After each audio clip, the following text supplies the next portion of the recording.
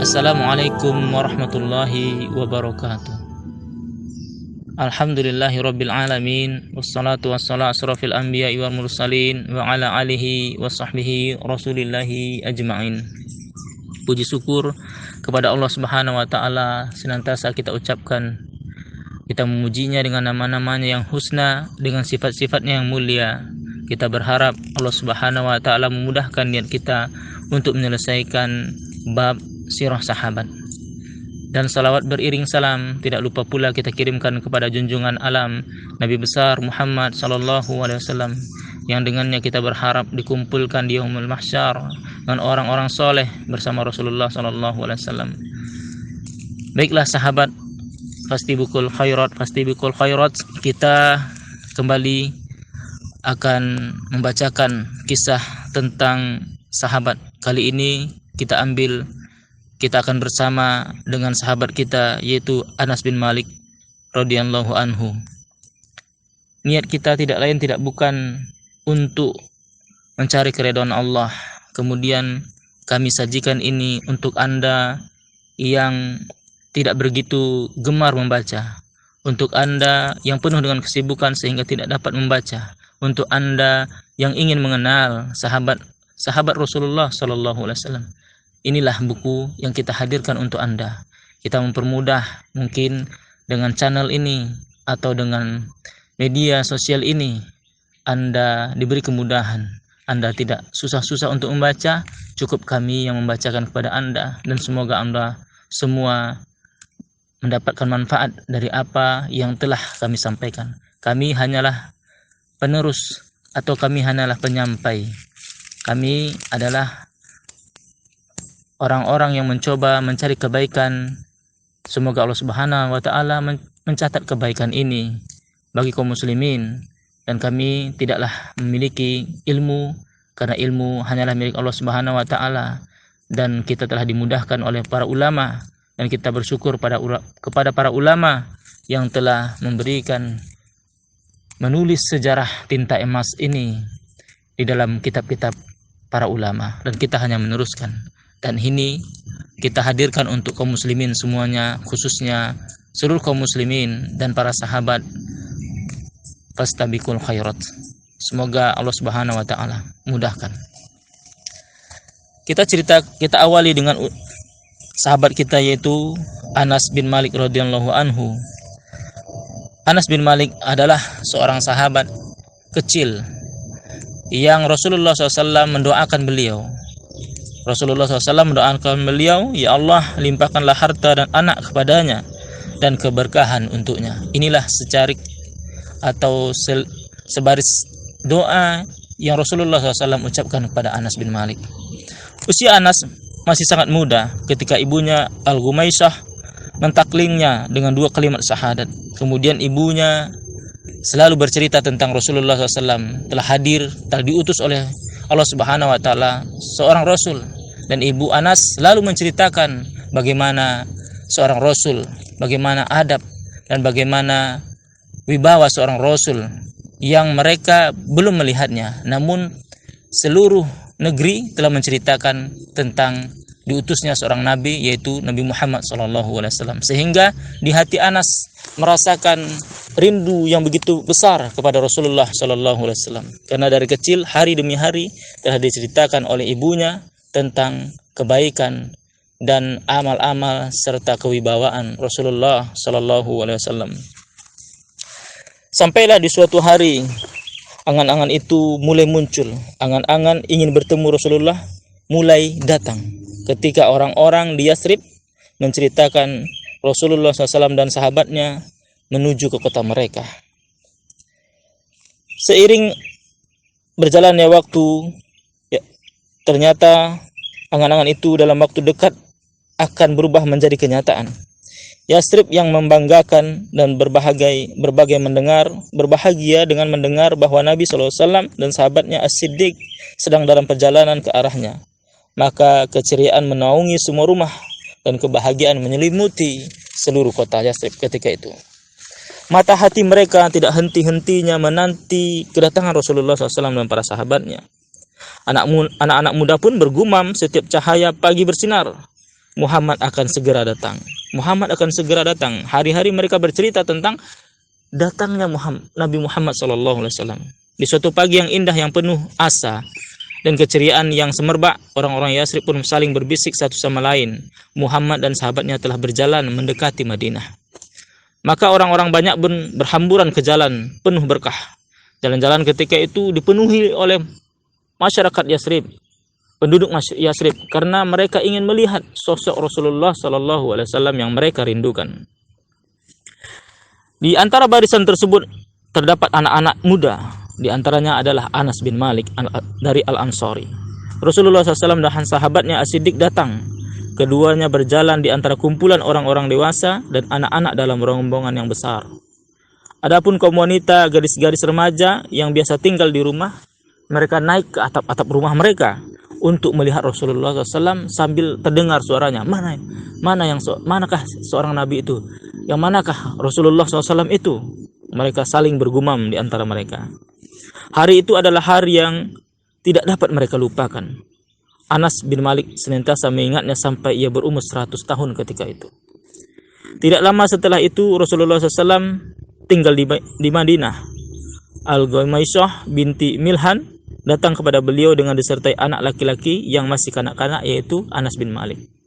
Ketika itu Al-Ghamaisah, ibunya Anas bin Malik, mengatakan, "Ya Rasulullah, penduduk Yasrib telah memberikan kepadamu sedekah, memberikan kepadamu hadiah dan semacamnya. Namun saya adalah seorang yang miskin. Tidak ada yang dapat saya berikan kecuali saya memberikan anak ini. Saya serahkan anak ini kepadamu untuk berbaiat kepadamu, untuk mengabdi kepadamu." Tidak lama setelah itu Nabi SAW pun berbahagia. Beliau memandang anak muda ini dengan wajah yang berseri-seri. Beliau mengusap kepalanya dengan tangan beliau yang mulia, menyentuh ujung rambutnya dengan jemari-jemari beliau yang lembut, dan beliau menganggapnya sebagai keluarga. Anas bin Malik atau Unais, anak kecil, begitu terkadang mereka memanggilnya, sebagai ungkapan sayang kepadanya, berumur 10 tahun ketika itu, lebih kurang kira-kira 10 tahun. Dia berbahagia berkhidmat untuk Rasulullah SAW. Anas pun hidup di samping Rasulullah SAW, berada di bawah bimbingan beliau sampai Nabi SAW berpulang ke Ar-Rafiq Al-A'la, yaitu selama kurang lebih 10 tahun. 10 tahun kurang lebih Anas bin Malik bersama dengan Rasulullah SAW. Selama itu Anas memperoleh bimbingan dari Nabi SAW. Dengannya dia menyucikan jiwanya, memahami hadis beliau yang memenuhi dadanya, mengenal akhlak beliau yang agung, rahasia-rahasia dan sifat-sifat terpuji beliau yang tidak dikenal orang lain. Anas bin Malik mendapatkan pelakuan yang mulia dari Rasulullah SAW yang tidak pernah diperoleh seorang pun dari anak-anak Yasrib ketika itu. Kita biarkan Anas bin Malik sendiri yang menyampaikan sebagian lembaran cemerlang dari pelakuan mulia yang didapatkan di bawah naungan seorang Nabi yang pemurah dan berhati mulia. Karena Anas lebih tahu tentangnya dan lebih berhak untuk menceritakannya. Sahabat fastabiqul khairat, Anas bin Malik berkata, Rasulullah SAW adalah orang yang paling baik akhlaknya, paling lapang dadanya, dan paling besar kasih sayangnya. Suatu hari beliau mengutusku untuk suatu keperluan. Aku berangkat, tetapi aku menuju anak-anak yang sedang bermain di pasar. Kebiasaan anak-anak ketika disuruh membeli sesuatu atau apapun, disuruh orang tuanya misalnya, ketika ia keluar rumah, ketika ada yang membuatnya asik, ketika ada dia bertemu dengan sahabat kecilnya, maka ia terkadang melupakan perintah karena asik bermain. Dan ini terjadi kepada Anas bin Malik.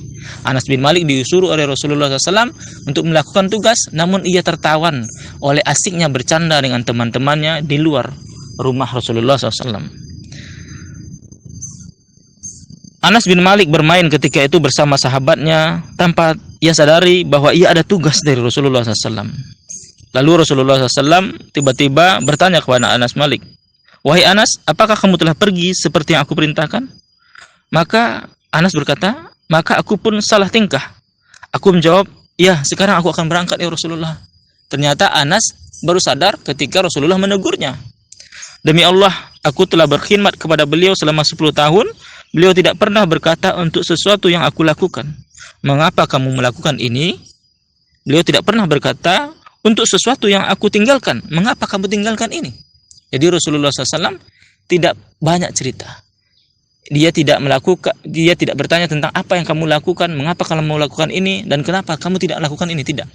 Rasulullah begitulah adabnya, kesehariannya bersama para sahabatnya ridwan ajmain. Bila Rasulullah SAW memanggil Anas, terkadang beliau memanggilnya dengan Unais sebagai ungkapan cinta dan kasih sayang. Dan di lain waktu Nabi SAW memanggilnya wahai anakku. Indah sekali kaum muslimin. Indah sekali seorang pemimpin yang bersahaja, berbaur kepada anak muda. Di antara nasihat-nasihat itu adalah sabda Nabi SAW kepadanya, wahai anakku, jika kamu mampu mendapatkan pagi dan petang, sementara hatimu tidak membawa kebencian kepada seseorang, maka lakukanlah. Wahai anakku, sesungguhnya hal itu termasuk sunnahku. Barang siapa menghidupkan sunnahku, maka dia menyintaiku. Barang siapa menyintaiku, maka berarti dia bersamaku di surga. Wahai anakku, jika kamu masuk kepada keluargamu, maka ucapkanlah salam, karena ia merupakan keberkahan bagimu dan keluargamu. Ini adalah adab yang diajarkan Rasulullah SAW ketika bermuamalah kepada manusia dan ketika masuk ke dalam rumah mengucapkan salam. Anas bin Malik hidup setelah Rasulullah SAW wafat selama 80 tahun lebih.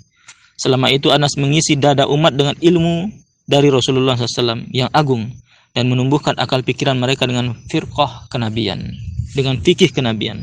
Kemudian di antaranya sebagian orang yang gemar, kemudian di antara cerita Anas bin Malik menjadi rujukan bagi kaum muslimin di masa hidupnya.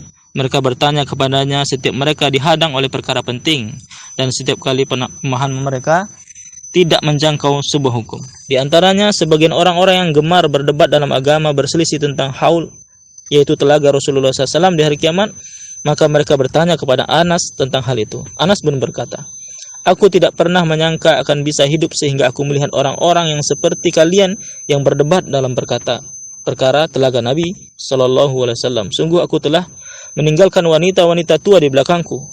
Setiap dari mereka tidak melakukan salat kecuali dia memohon kepada Allah agar memberinya minum dari telaga haul ya Rasulullah SAW. Anas bin Malik terus hidup bersama kenangan yang dengan Rasulullah SAW selama hidup. Anas bin Malik terus hidup bersama kenangannya dengan Rasulullah SAW selama kehidupan berlangsung. Dia sangat berbahagia pada hari pertemuannya dengan beliau, sangat bersedih di hari perpisahannya dengan beliau, sangat sering mengulang-ulang sabda beliau.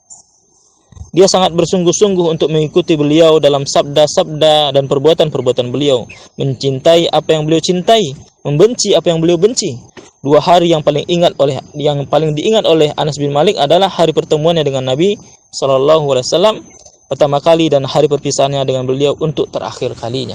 Bila Anas teringat hari pertama, maka dia berbahagia dan bersukacita. Namun jika dia mengingat hari kedua terlintas di benaknya, maka dia menangis berduka, membuat orang-orang yang sekelilingnya ikut menangis.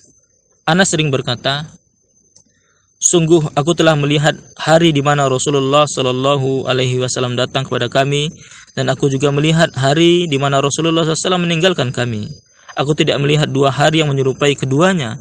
Hari kedatangan beliau di Madinah, segala sesuatu di sana bercahaya.